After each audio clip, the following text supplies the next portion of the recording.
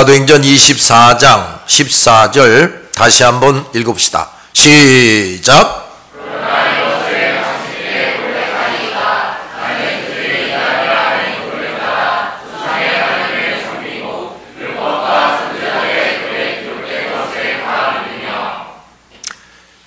이단이라고 하는 도를 더 잘 번역하면 이단이라고 하는 예수의 도입니다.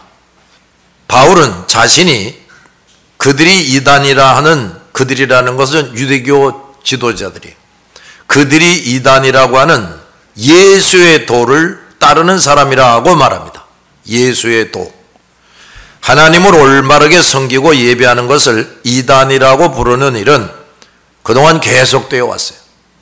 종교개혁 이후에 교회가 이단이라 불리고 박해를 받는 일도 계속 있어 왔습니다. 그러므로 이런 누명을 쓴다고 해서 하나님을 올바로 섬기는 일을 포기해서는 안 되는 겁니다. 왜냐하면 저들이 우리에 대해서 그렇게 부른다 해서 복음과 진리가 약해지거나 계속해서 사람들에게 나쁘게 인식되는 것이 아니기 때문에 그들이 잘못 생각하고 있을 뿐이지, 진리는 결코 사라지지 않습니다. 결국 복음과 진리와 그리스도의 교회는 그 거룩함과 진실함을 점점 증명하게 돼 있어요. 바울은 예수의 도를 조금도 요동함이 없이 굳게 믿었다 그랬어요. 그 이유가 뭐냐? 인생의 모든 문제 해결책이 예수 그리스도께 있다, 이것을 확실하게 알고 있었기 때문에. 그래서 바울은 고린도 교회 성도들에게 내가 이것을 너희에게 말하는 것은 너희의 유익을 위함이요 너희에게 올무를 놓으려 함이 아니다. 오직 너희로 하여금 이치에 합하게 하여 흐트러짐이 없이 주를 섬기게 하기 위함이다 고 말합니다. 뒷부분을 더 잘 번역하면 너희의 유익을 위하며 너희를 속박하려고 말하는 것이 아니다. 나는 너희가 나뉘지 않은 마음으로 자신을 주님께 드려 바르게 생활하기를 바란다 입니다. 나누어지는 마음과 진실한 마음은 정반대입니다. 우리가 예수 그리스도를 진정으로 믿기만 하면 마음의 산란함이 없어져요. 복잡한 마음이 딱 정리가 됩니다. 그러므로 우리는 조금 더 나뉘지 않은 마음으로 믿음을 굳게 세워나가야 합니다. 믿음이 약하고 불분명한 교인들이 있어요. 이런 사람들이 예수의 도에 대해서 쉽게 흔들리고 의심하고 심지어 이단들에게 넘어가는 겁니다. 바울은 이스라엘 조상들의 하나님께 예배를 드렸다 그랬어요.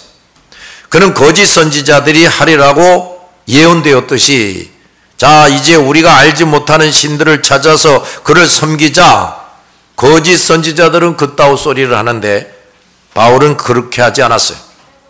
이스라엘 백성들이 조상적부터 섬겨왔던 하나님은 절대적으로 유일하시고 우주 만물을 창조하신 분이십니다. 바울은 아브라함과 이삭과 야곱의 하나님, 구약 성도들의 하나님을 믿고 섬겼어요. 우리는 그 하나님만을 섬기고 예배해야 합니다. 우리는 엘리야가 하나님께 기도하여 응답받은 것처럼 해야 됩니다. 야고보서 15장 17절에 엘리야는 우리와 같은 성정을 가진 사람이로되 저가 비오지 않기를 뭐한즉 간절히 기도한즉 3년 6개월 동안 땅에 비가 아니 오고 다시 기도한즉 하늘이 비를 주고 땅이 열매를 맺었느니라 그랬어요. 참 놀라운 말 아닙니까? 그 엘리야가 섬기던 하나님, 모세, 다윗, 사무엘이 믿고 섬기던 하나님이 바로 우리가 섬기고 있는 하나님입니다. 그런데 바울은 여기에서 또 중요한 말을 합니다. 예수의 도를 따르는 사람으로서 조상의 하나님을 섬긴다. 바울은 총독뿐 아니라 유대교 지도자들 앞에서 다시금 복음의 중대성을 말합니다.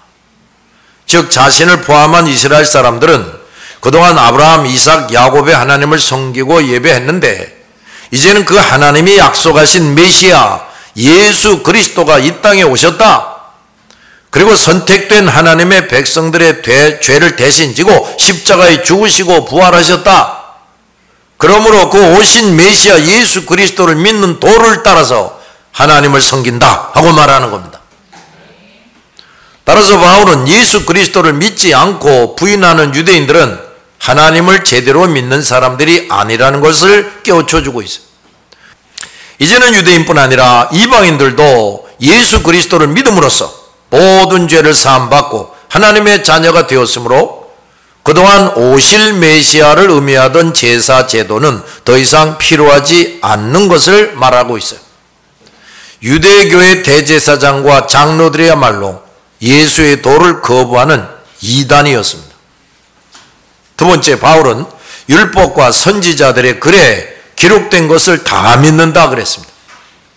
바울은 하나님을 섬기는 방법에 대해서 말합니다.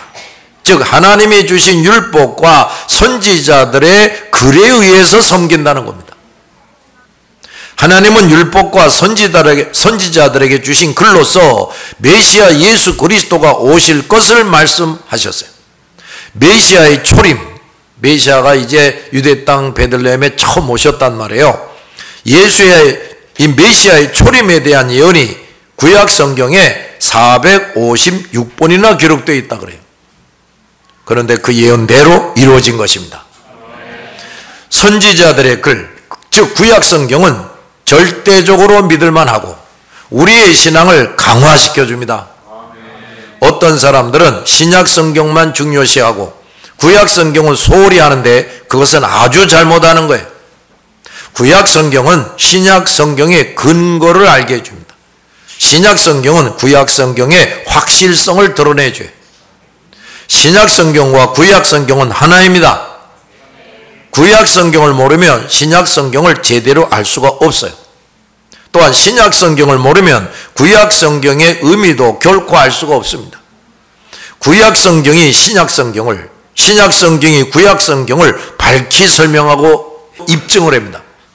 그러므로 우리는 신구약 66권을 한 부분도 소홀함이 없이 잘 배우고 알아야 됩니다.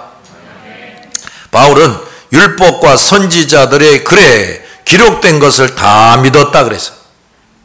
바울의 신앙은 성경에 기초를 두고 있어요. 성경을 하나님의 말씀으로 믿고 있습니다. 그가 전한 예수의 도는 성경, 오직 성경에 의존하고 있습니다. 또 사람들이 만든 전통, 교회의 권세, 지상에 살고 있는 어떤 사람의 무호성, 그것도 인간의 이성에 조금도 의존하지 않았다 그 말이에요.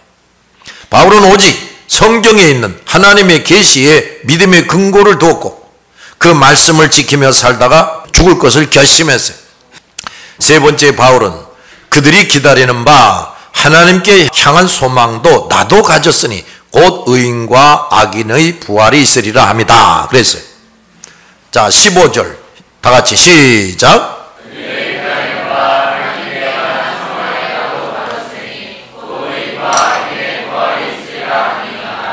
그 하반절을 더 잘 번역하면 나는 이 사람들이 간직하고 있는 것과 똑같이 하나님께 향한 소망을 나도 가졌습니다. 그런 말이에요. 악인과 의인의 부활. 자, 이제 정말 정신 차리고 잘 들어야 됩니다. 악인과 의인. 여러분, 지금 현재 살고 있는 사람을 하나님은 딱 둘로 나눕니다. 악인 아니면 의인이라. 둘로 딱 나눕니다. 지금 여러분 중에도 악인이 있고 의인이 있어요.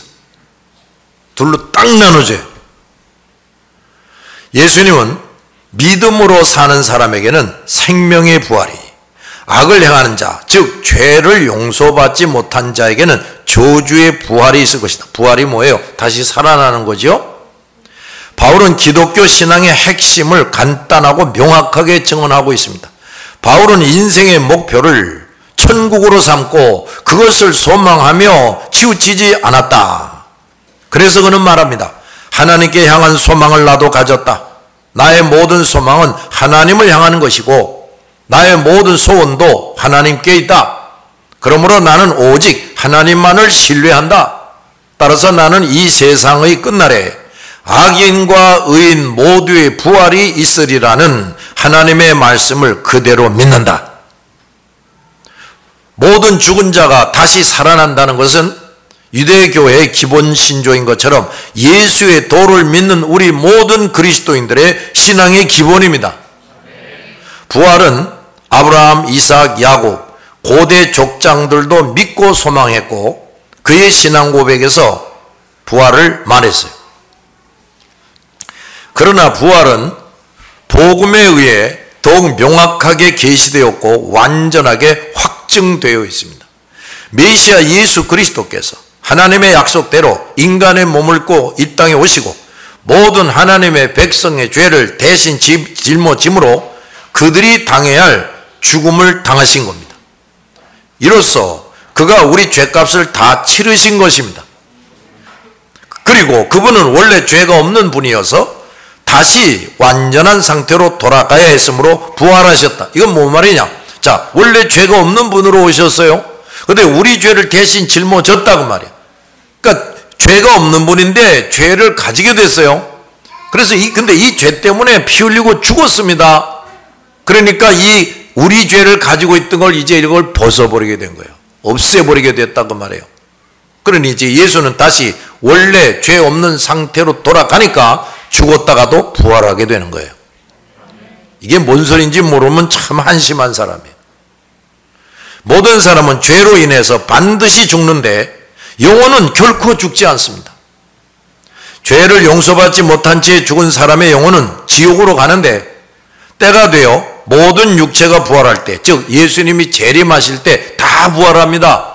그때 그 영혼과 흉측한 모습으로 부활한 육체가 다시 합해져서 심판장이신 예수 앞에서 최후의 심판을 받고 영혼과 육체가 함께 영원한 지옥으로 떨어지는 겁니다.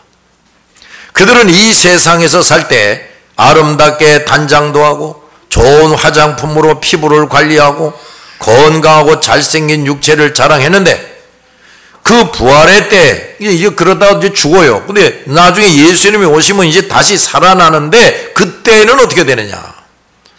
흉측망측한 자신의 육체를 보면서 기가 막히고 미쳐 발광하게 되는 겁니다.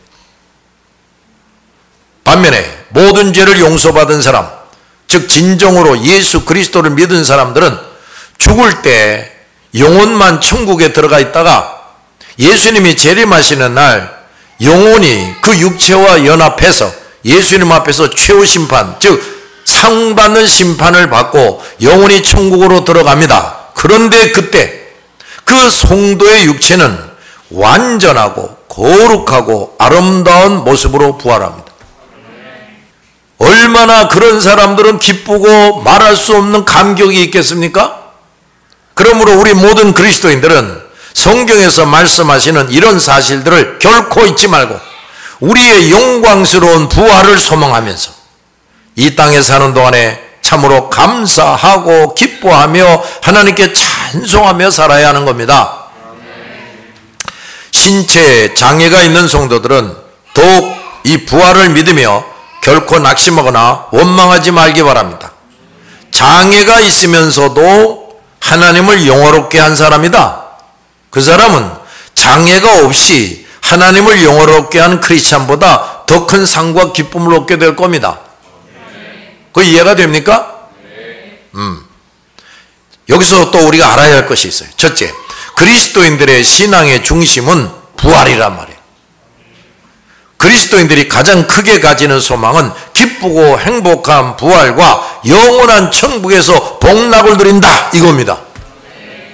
사람에게 이것보다 더 소망하며 살 것이 없어요. 모든 불신자 우상숭배자들은 이런 소망이 없어요. 예수를 확실히 믿고 성령 세례를 받아서 성령에 의해서 영혼과 육체가 거룩해져야 하는데 예수 그리스도를 믿지도 않았으니 단 하나의 죄도 용서받을 수가 없고 성령의 도우심을 받을 수 없으니 결코 육체와 삶이 거룩해질 수가 없습니다. 따라서 저들 중에도 내세에 대해 어느 정도 알고 있는 사람들이 있기는 하지만 우리가 가진 이런 부활과 영생 복락에 대한 소망과 확신은 결코 없어요. 두 번째, 죽은 자의 부활은 오직 하나님의 능력에 의해서 이루어집니다. 부활은 하나님께서 성경에 말씀하신 대로 그 권능에 의해서 이루어집니다. 부활신앙은 하나님과 그 말씀을 믿음으로써 얻게 되는 거예요. 사람이 죽었다가 살아나는 것은 사람을 창조하신 하나님만이 할 수 있지 않겠어요? 우주 만물을 만드신 하나님께서 자신이 만드신 사람을 죽이셨다가 다시 살리는 일이 어찌 어렵겠냐 이 말이에요. 전적으로 부패하고 타락하여 죽은 영혼을 다시 살아나게 하실 수가 있어요. 거듭나는 겁니다. 그 다음에 복음을 깨닫고 예수 그리스도를 확실하게 믿게 하시는 하나님께서 어찌 죽은 몸을 다시 살리지 못하시겠냐 그 말이에요. 그러므로 부활을 의심하는 사람들은 하나님과 성경에 대한 무지함을 드러내는 것이고 하나님을 믿는 신앙이 없는 것을 드러내는 겁니다. 우리 주 예수께서 친히 죽으셨다가 부활하심으로써 부활의 진리를 확실하게 증명해 주셨어요. 부활을 믿지 않는다는 것은 예수 그리스도를 믿지 않는다는 겁니다. 우리 신앙의 중심은 생명의 부활입니다. 우리 그리스도인들은 이 세상의 인생만이 아니라 언제나 저 세상 천국을 바라봐야 돼요. 이 세상의 인생은 100년 미만에 불과하지만 미래의 세상은 영원하기 때문에 그 영광의 부활을 위해서 만반의 준비를 갖추고 그때 영원한 상급을 염두에 두고 선한 열매 맺기 위해서 최선을 다해야 됩니다. 아무리 이 세상에서 부자가 되고 명예를 얻었다 할지라도 주님 앞에 섰을 때 상 받을 만한 열매가 도무지 없다면 그는 결코 성공한 사람이 아니에요.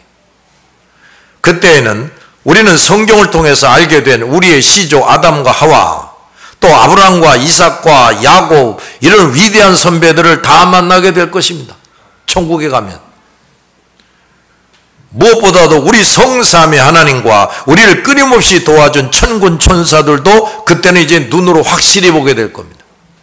우리는 이런 기쁨과 감격과 즐거움을 기대하고 괴로움이 많은 이 세상에서도 성도답게 살아야 됩니다. 16절 시작.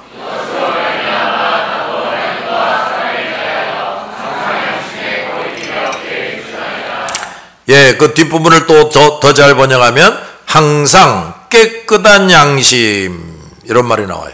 깨끗한 양심을 간직하려고 힘쓰고 있다. 바울은 하나님께 향한 소망, 즉 의인과 악인의 부활을 믿고 있음을 말하고 이것으로 말미암아 중요하게 여기고 힘쓰는 일이 있다고 또 말합니다. 뭐냐? 하나님과 사람에 대하여 항상 깨끗한 양심을 간직하는 것이다 그랬어요. 바울은 여기에서 부활과 관련해서 중요한 진리를 가르쳐 줍니다. 하나님께서 인간에게 주시는 양심이 무언가 도대체? 양심이라는 게 뭐냐? 양심은 하나님께서 인간에게 주신 도덕적 의식입니다. 아무리 못된 인간도 그래도 이 도덕적 의식을 좀 받아가지고 나와요. 하나님의 음성 자체는 아니지만 하나님의 음성을 받고 전해주는 기관이 바로 양심이라는 거예요. 그러니까 뭘 좀 잘못하면 뜨끔하다 그 말. 그러니까 하나님께서 그 양심을 통해서 야 이놈아 하고 이제 야단쳐 주는 거죠. 그런데 인간이 범죄한 후에 이 양심이 어떻게 되느냐? 어두워져 갑니다. 하나님께서 인간 내면에서 주시는 음성을 바르게 들을 수가 없어요. 사람들이 범죄할수록 양심은 더 어두워지고 더러워집니다. 하나님과 그 음성을 점점 감지할 수 없이 무감각해져 버려요. 그래도 그 양심은 모든 사람들의 영혼 속에서 꺼져가는 불씨처럼 깜빡깜빡 꺼져가는 불씨처럼 그래도 남아있어요. 죽기 전에는. 그러기에 불신자 우상숭배자들도 그 양심의 작용에 따라서 잘못을 잠깐이나마 알고 뉘우치기도 하고 또 선을 행하기도 합니다. 그러나 그들의 양심은 기능을 제대로 발휘할 수가 없고 오히려 많은 부분들이 오염되고 병들어 갑니다. 자기도 모르게. 문제는 그것을 회복시킬 능력이 또 전혀 없다는 거예요. 오직 처음에 온전한 양심을 주신 창조주 하나님만이 회복시킬 수가 있습니다.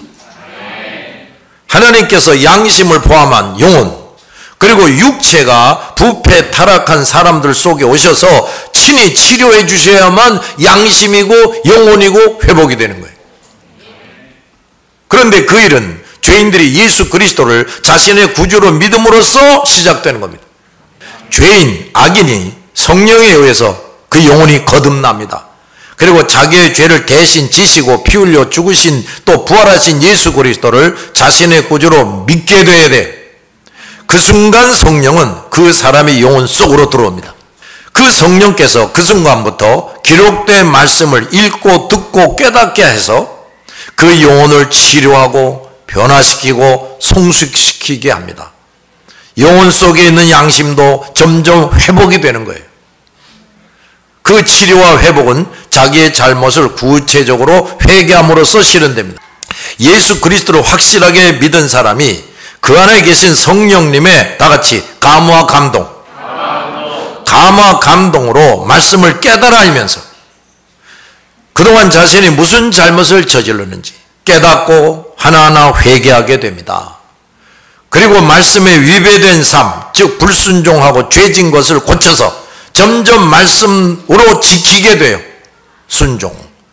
실제적으로 그 영혼과 육체와 그 생활이 점점 치료되고 변화되고 거룩해져 갑니다. 그러므로 예수 그리스도를 확실히 믿지 않은 사람은 결코 양심과 영혼과 육체와 삶이 원래의 상태로 회복될 수가 없어요. 우리 그리스도인들은 우리가 하나님께로부터 얼마나 놀라운 사랑과 은총을 받고 있는가를 깨닫고 항상 그 하나님께 영광과 찬송을 드리며 예배하는 것을 생활화하게 돼야 돼요. 이게 우리의 생활이 돼야 돼요. 그렇게 하지 않는 사람은 이런 놀라운 은혜를 아직도 깨닫지 못하고 있는 사람이에요. 의인과 악인의 부활과 최후의 심판을 믿고 있는 그리스도인은 모든 것에서 올바른 양심으로 점점 살아가게 됩니다. 회복된 양심은 죄악과 거짓을 용납하지 않습니다. 성령의 감화 감동을 받아서 말씀을 깨달을수록 더욱 그렇게 해서 자신의 죄를 진정으로 회개하게 돼요. 이러한 사람의 믿음은 더욱 성장하고 이것이 점점 진전됨에 따라서 하나님과 교통하는 게 점점 더 확실해지게 됩니다. 그래서 하나님을 더 가까이 만날 수가 있고 신령한 체험도 하게 됩니다. 올바른 신앙생활을 하고 성장해가는 사람일수록 자신의 죄를 민감하게 감지하고 진심으로 회개하는 생활을 죽을 때까지 합니다. 옛날 데오도시우스라는 로마 황제가 있었는데 하나님의 사람 암브로스라는 감독이 있었어요. 근데 이 사람에게 이 암브로스한테 책망을 받고 책벌을 받았어요. 근데 이제 황제가 말이에요. 8개월 동안을 울며 회개했다 그랬어요. 그가 임종시에는 암브로스 감독에게 안겨서 죽기를 원했다. 그래서 이제 죽게 되니까 신하들이 암브로스를 데리고 와서 암브로스가 품에 이 데오도시우스를 이렇게 안고 기도해 주면서 죽었어요. 또 어거스틴은 임종시에 시편 51편 그 회개의 시가 거기 기록되어 있죠. 시편 51편을 크게 기록해서 벽에 붙이고 있었다 그래요. 열흘 동안 그것을 열심히 읽으면서 회개하다가 죽었다 그래요. 어거스틴이. 바울도 인생 말년에 나는 죄인 중에 괴수입니다 라고 고백한 후에 순교를 했어요.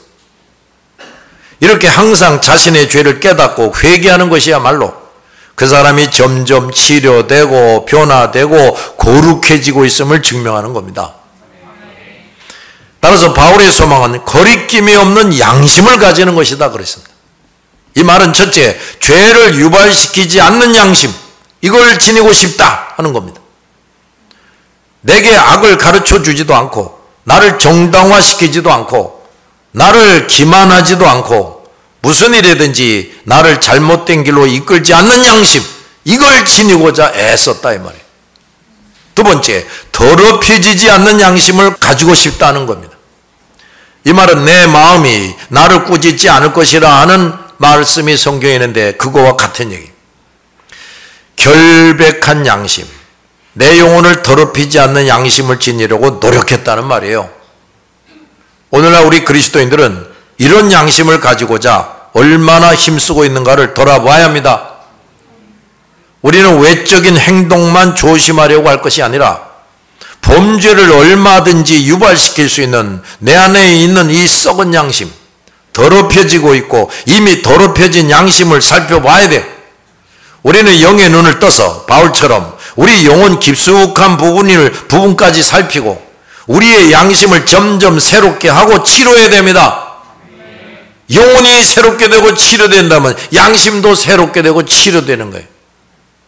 이 일을 위해서 우리는 날마다 따라합시다. 깊은 말씀 묵상, 회개생활, 이걸 해야 되는 거예요. 바울은 깨끗한 양심을 간직하려고 힘썼다 그랬어요. 그는 그동안 죽기를 불사하고 전도했던 것 못지않게 깨끗한 양심을 지키는 것을 필생의 과제로 삼고 자신을 훈련하면서 힘썼다고 말이에요. 그래서 거기 나는 또한 그렇게 되기를 항상 힘썼다 그랬어요. 이 말은 자신이 아직 완전히 성취하지 못했고 전에 행했던 잘못을 아직 완전히 극복하지 못했지만 그는 큰 죄를 짓지 않는 생을 살았다는 말이지. 바울도 죄를 지었고 그 때문에 종종 양심의 괴롭힘을 받았는데 죄가 양심에 침투하고 상주하지 못하도록 날마다 순간마다 말씀 묵상과 회개 기도로 자신을 지켰다 그 말이에요. 바울은 이렇게 함으로써 하나님과 사람을 대하여 깨끗한 양심을 잃거나 오염되지 않기 위해서 힘쓴 겁니다. 하나님과 이웃에 대해서 온전하게 사랑의 법을 이행하지 못할까 봐서 두려워했어요. 오늘날 우리 모든 그리스도인들, 특히 하나님의 일꾼들은 내가 과연 바울처럼 하고 있는가 정직히 살펴봐야 합니다. 이것이 잘 안 되고 있으니 신앙생활을 열심히 한다고 하면서 나도 모르게 죄가 침투하여 양심이 더 오염되고 병들어서 언과 행위, 그러니까 말과 행동이 다른 결과를 자꾸 만들어내게 되는 겁니다. 우리는 생각할 때나 무슨 계획을 세우거나 무슨 일을 하거나 말할 때마다 하나님과 사람들에 대해서 다 같이 나의 양심을 잘 지키려고 힘쓰자. 영원한 생명의 부활을 믿고 사는 사람들은 반드시 이 바울과 같이 해야 합니다. 끊임없이 범죄할 수밖에 없는 양심을 그대로 가지고 회개하지 않고 사는 사람은 영원한 생명의 부활을 차지할 자격이 없는 사람이에요. 기도하십시다.